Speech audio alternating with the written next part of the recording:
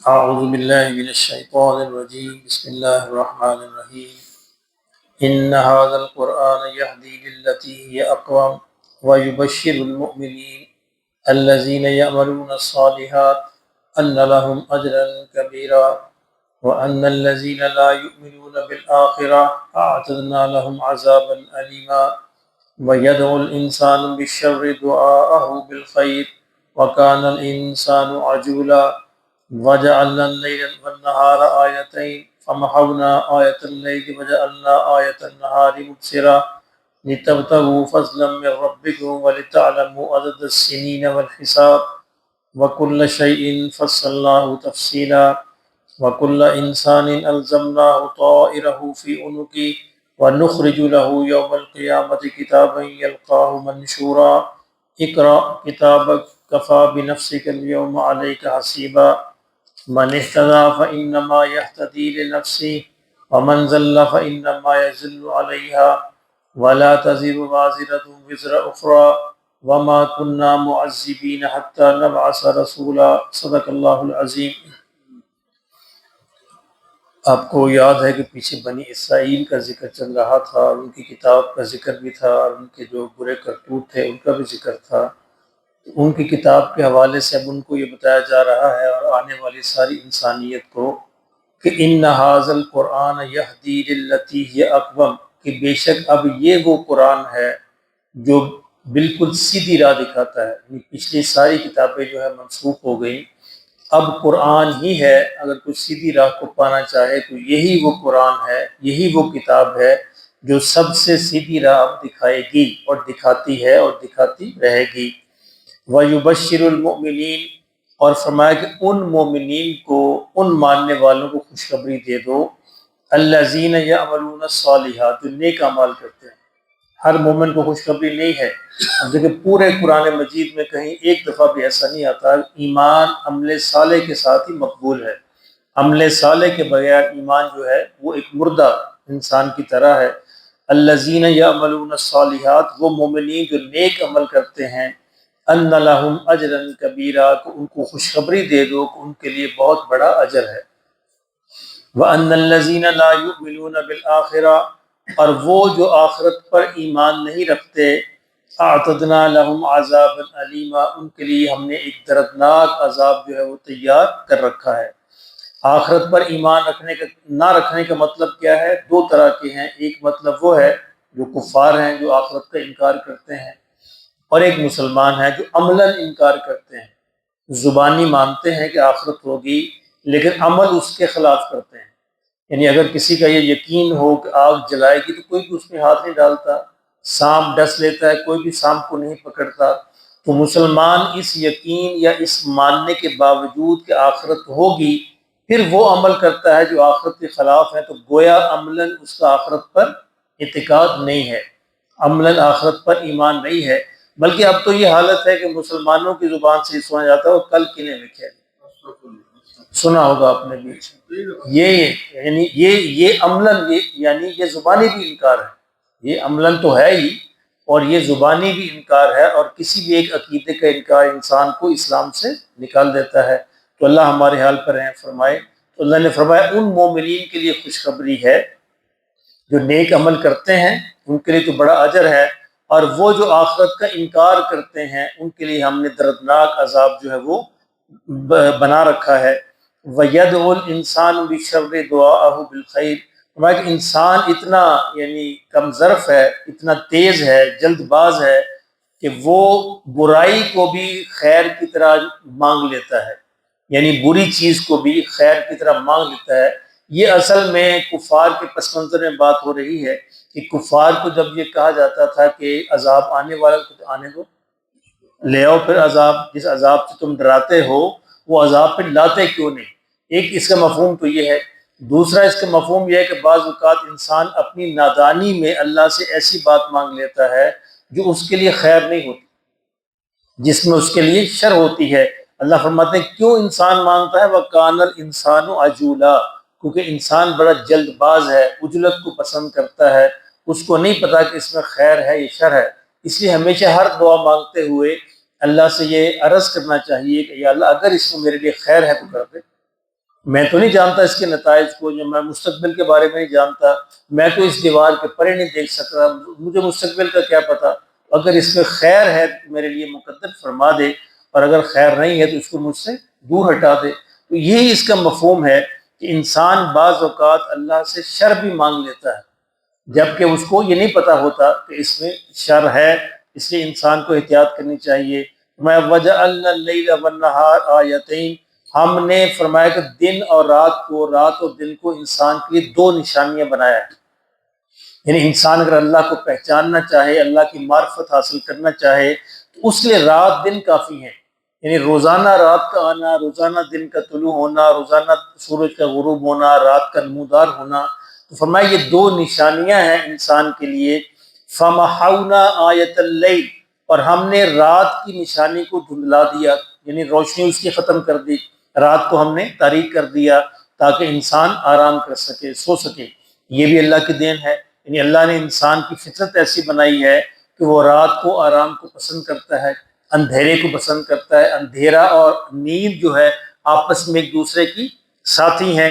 فرمایا یہ ہم نے کر دیا، رات کو ہم نے روشن نہیں بنایا، رات کو تاریک کر دیا۔ وجعلنا آیۃ النہار مبصرا، اور دن کو ہم نے روشن کر دیا۔ تو یہ بھی ہماری نشانی ہے۔ کیوں روشن کیا؟ لِتَبْتَغُوا فَضْلًا مِّن رَبِّكُمْ، تاکہ تم اپنے رب کا فضل تلاش کرو، یعنی اپنا رزق تلاش کرو دن کی روشنی میں۔ اور رات جو ہے وہ آرام کے لیے ہے، دن جو ہے رزق کی تلاش کے لیے ہے۔ اور دوسری وجہ کیا ہے رات کو دن کو بنانے کی؟ وَلِتَعْلَمُوا عَدَدَ السِّنِينَ وَالْحِسَابَ، تاکہ تم اپنے سالوں کا اور دنوں کا حساب اور گنتی کر سکو۔ رات دن کے آنے جانے سے سال بنتے ہیں نا، تاکہ تم رات دن کے آنے جانے سے اپنے دنوں کا اور اپنے سالوں کا حساب کر سکو اور گنتی کر سکو۔ وَكُلَّ شَيْءٍ فَصَّلْنَاهُ تَفْصِيلًا، فرمایا ہم نے اس قرآن میں ہر شے کی تفصیل کر دی ہے۔ اس ہر شے سے مراد دنیا بھر کی ہر شے نہیں ہے، اس ہر شے سے مراد ہے وہ چیز جو انسان کی ہدایت کے لیے ضروری ہے، وہ چیز جو انسان کو آخرت میں کامیاب ہونے کے لیے ضروری ہے۔ فرمایا اس کی تفصیل ہم نے اس قرآن میں پورے طور پر بیان کر دی ہے۔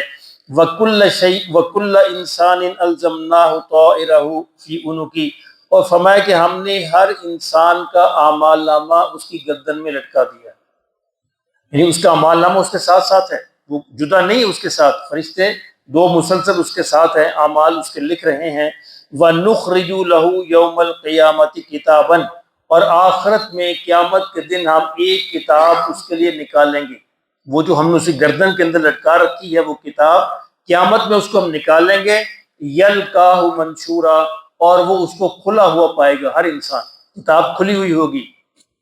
اب دیکھیں ہر انسان جو ہی اس پر دینی احکامات فرض ہوتے ہیں، اس کے بالغ ہونے کے ساتھ ہی تو کتاب کھل جاتی ہے، کتاب اسی گردن میں لٹک جاتی ہے، اور پھر روزانہ اس کے اندر انٹری ہوتی رہتی ہے، روزانہ ایک صفحہ پلٹتا ہے اور ایک صفحہ نئے آتا ہے، پھر صفحہ پلٹتا ہے، پھر صفحہ نئے آتا ہے، اور آخری دن تک ہر صفحہ جو اس کے اندر لکھے جاتے رہیں گے۔ لیکن اللہ نے کرم یہ فرمایا ہے کہ موت سے پہلے پہلے اس کے اندر اگر غلطیاں ہو گئی ہیں تو انسان توبہ سے اس کو مٹا سکتا ہے۔ ایک اریزر رکھ دیا ہے، مٹاتے ہیں نا بچے پینسل سے لکھتے ہیں تو اس کو مٹاتے بھی ہیں، تو فرمایا یہ ہم نے مٹانے کا عزم رکھ سکتا ہے، اس کو تم تبدیلی کر سکتے ہو، جو کتاب تم نے خود لکھی ہے اس کے اندر چاہو تو تبدیلی کر سکتے ہو توبہ سے اور اپنے آپ کو رجوع کر کے واپس آ کر۔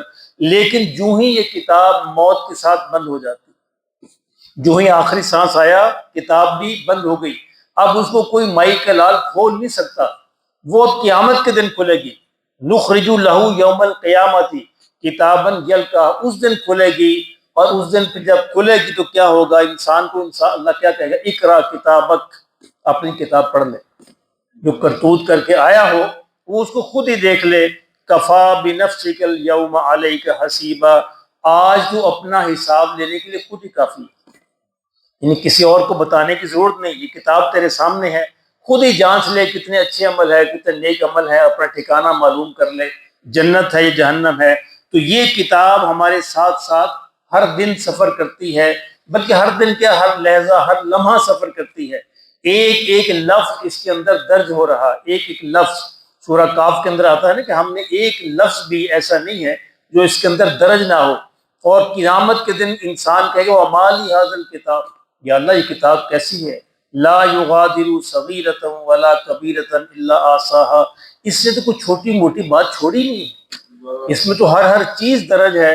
تو فرمایا یہ کتاب انسان کو کہے گا اللہ لے اپنی کتاب پڑھ لے، آج تو اپنا حساب کرنے کے لیے خود ہی کافی ہے، لیکن اللہ کے کرم سے فائدہ اٹھانا چاہیے کہ اس کتاب میں اگر کوئی غلطی درج ہو گئی ہے تو اس کی اصلاح کا موقع موجود ہے، اس کو ہم مٹا سکتے ہیں، اس ربڑ کے ساتھ، اس ریزر کے ساتھ مٹا سکتے ہیں، لیکن جو ہی یہ کتاب بند ہو گئی تو پھر ہزاروں رونے اور گڑ گڑانے کے باوجود جو ہے اس کا ایک ذرہ برابر بھی اس کے اندر نہ اضافہ ہوگا نہ کمی ہوگی، نہ مٹایا جا سکے گا نہ مزید لکھا جا سکے گا۔